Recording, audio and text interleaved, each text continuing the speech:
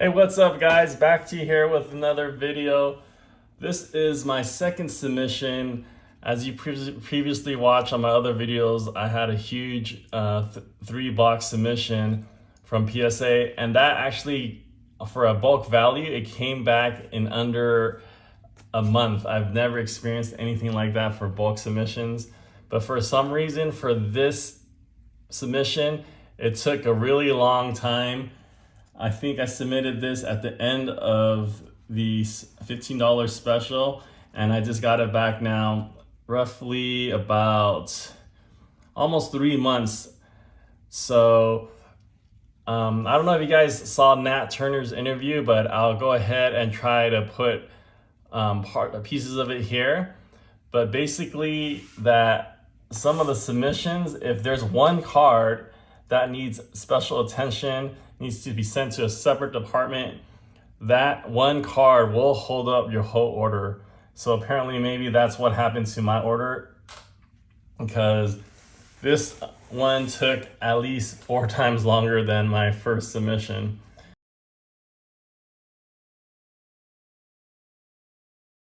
Sometimes when we submit cards to PSA, like if we have a submission a week apart, sometimes one of those submissions magically starts to go through the grading process a little bit faster than the one the week before. Is that just an internal thing on your guys, or? There's so many factors. It's hard to explain. I'll try my best, but it's not perfectly first in, first out, because some orders are bigger than others. People aren't willing to admit this, but sometimes when you submit cards, you have a card. You may not realize it, but that one card is more complicated to grade or more complicated to slab, or any part of the process is more complicated. Maybe it's too big, maybe it's too small. And our orders move as an order. So when it's like a snake, the mouse goes in and it gets digested, it comes out. You can't take out one card. You can't, everything moves with an order. For example, if you have a card that's autographed, guess what? It has to get autograph authenticated. It's as if it's being graded twice. Okay. So there's all these things. We call them edge cases, but in reality, almost every order has an edge case. So therefore, it's not really an edgy thing, right? It's every order has complexity. Some days we can grade smaller card orders faster. Some days we say, you know what, we're going to do, we got behind on 500 card bulk orders. We're going to crank those out this week, right? There's just so much complexity and diversity in what people submit. Yeah. And we take it very seriously. So if a card requires lamination, if it's too small we don't want it moving around the holder, that adds, potentially weeks, because there's, only so many people that are trained to do that. So that's really the answer. It's kind of it depends, but I get this, it's probably my most common complaint, but I would say 99 out of 100 times when I ask and I look at what the order is, I'm like, oh, well, it's because you have, this one card, and it could just be a standard size card, but guess what? It may have common counterfeit, risk. And, we have an extra set of eyes look at it internally. We have all these flags set up in our system where it's like, oh, you submitted this card, such and such needs to look at this card before it's passed. That kind of thing. But without further ado, I'll just go ahead and go over the submission now. And the great news about this submission is I did not get a single upcharge. So I'm very glad to find out about that.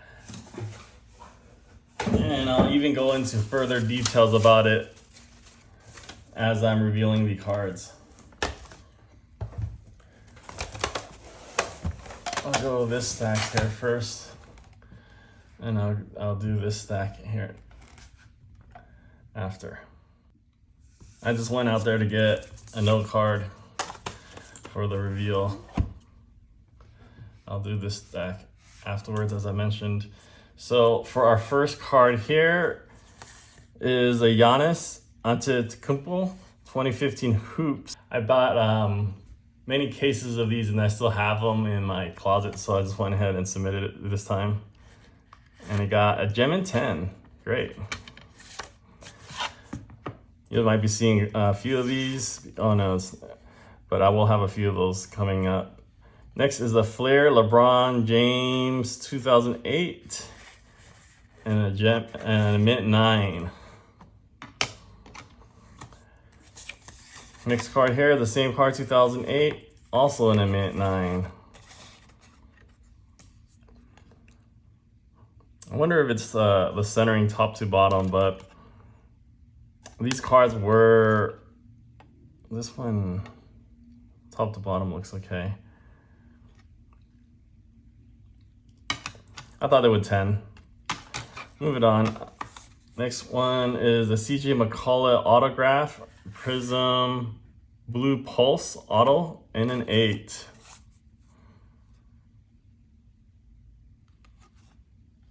Whenever I ever get these back, I always wonder how they got 8s.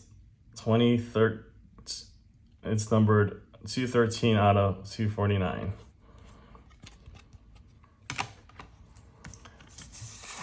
Sometimes PSA grading is a mystery. This next card here is a Bobo Infinite, and I got a Gem Mint 10. Great, I picked this card up for a really good price, maybe like $2, $3, and I'm really glad that this got a 10. I wasn't expecting these to get 10s. Sometimes you buy cards and you don't expect them to get 10s, and sometimes you buy cards you expect them to get 10s and they don't. This is Luca's Sticker Rookie, European Brazil version, and I got an 8. Yeah, these are pretty tough grades a lot of times. Next card here is the same 2015 Hoops Giannis and a Gem Mint 10. Those are all pack pulled, so this one is a silver one. That's numbered, if you can see right here. 49 out of 299, and I got a 10. That's great. I definitely thought this was gonna get a 10, so I'm glad it did. Next card here is the 96 Michael Jordan Decade of Excellence. I got a 10. Great. Very happy about that.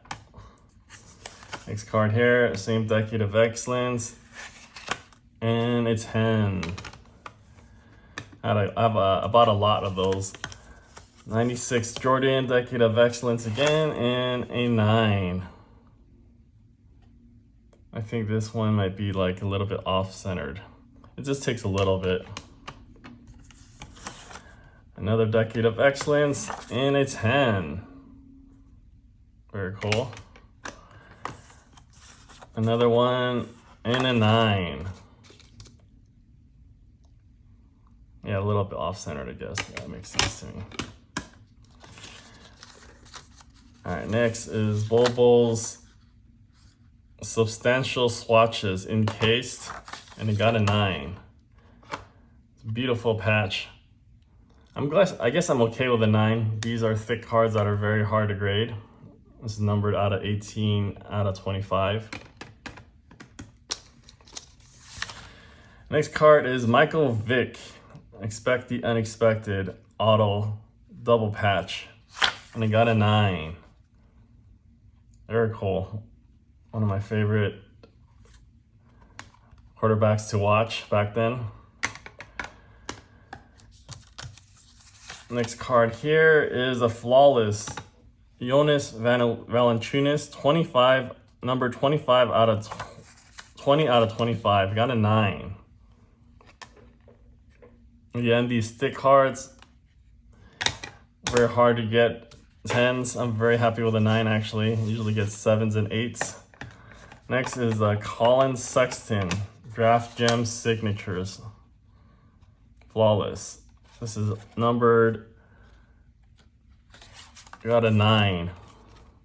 Numbered 6 out of 10 only. 9, very happy about that.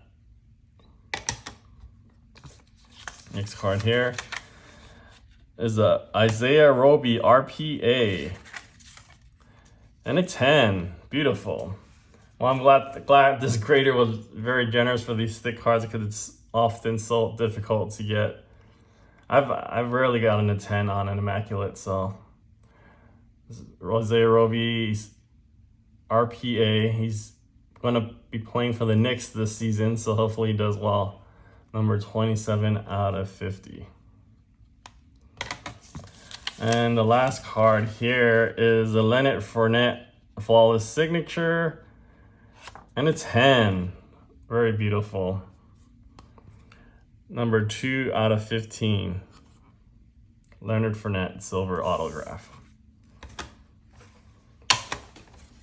Okay, that does it for the thick cards. Very happy about those thick card grades. Those are very tough to get good grades. This is the Kobe Anthropology Series, 2012. Got a 9. Yeah, these are tough. I thought these would definitely get 10s. If I didn't think they would get 10s, I wouldn't have sent them in. So these are the type of cards that you probably shouldn't send in, because you're only positive if you get 10s for the most part. Next card here. Oh yeah, this is a great one, because I sold this in a PSA 9 and it got a 10. Beautiful. I'm very surprised this got a 10. 1993 Topps Black Gold Shaquille O'Neal. It's very, like, the color match is beautiful on this card, and these are so tough to get 10s. It's nearly, I'd say nearly impossible. I'll check the pop count on this, but it can't be very high, because it's either something with the off centering or there's this little damage from a 93 card. All right, next card here is a Steph Curry Optic Winner's Days pack pulled, and a 10 hollow. Next card here is a Michael Jordan 7 consecutive scoring titles in an 8 Upper Deck Collection. I thought these would get at least a 9, but next is another Steph Curry T-321 and a 10. Yeah, these are, again, one of the borderline cards. If you'd get a 9 on this, it would probably not work out. Another one, T-321 hollow and a 9.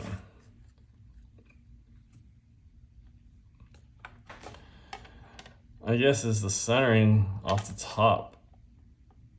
What do you think, guys?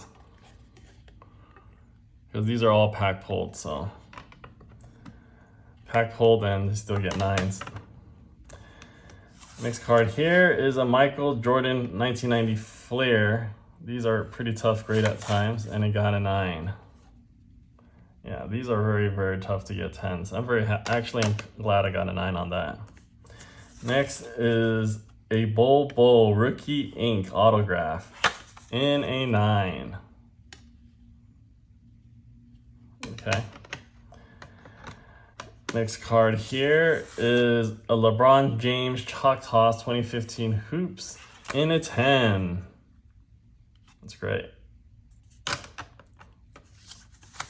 Next card here is a Michael Jordan Upper Deck First Edition in a 10. Beautiful. Next card here is a NBA Hoops 1989 All-Star Game of Michael Jordan in Houston, and it got a 10. Wow, very surprised this got a 10.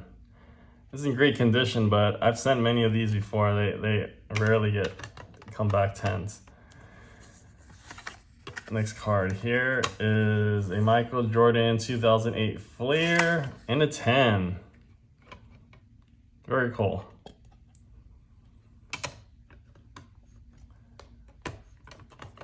I was getting like 9s on the LeBron, so I'm happy to get a 10 on that one. This is 2015 Kobe Bryant's retirement year. And the special thing about this card is it has LeBron James right there watching Kobe for going up for a slam dunk or a layup. And a 10, great. Same card. I had I bought a bunch of these back then, like 30 of them, and I only sent the ones I thought would get 10s. And glad these came out to be coming out 10s. Next card here. And a 10, 2014 SP LeBron James. Finishing out strong here. Next card is, again, Kobe retirement year. Let's go fast on this. 10, 10, 10, and 10. So finishing out strong for box number 1 on the last few 10s. And very good results on the thick cards. So I think, like most PSA submissions, you take the wins and you also take the losses.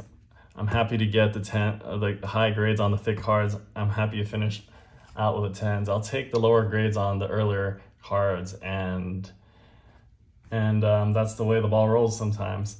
I'll continue the next video with box number 2, and I'll show you guys the results on that box as well. So make sure you guys are liking, commenting, and subscribing so you guys are up to date when any of these video releases come out.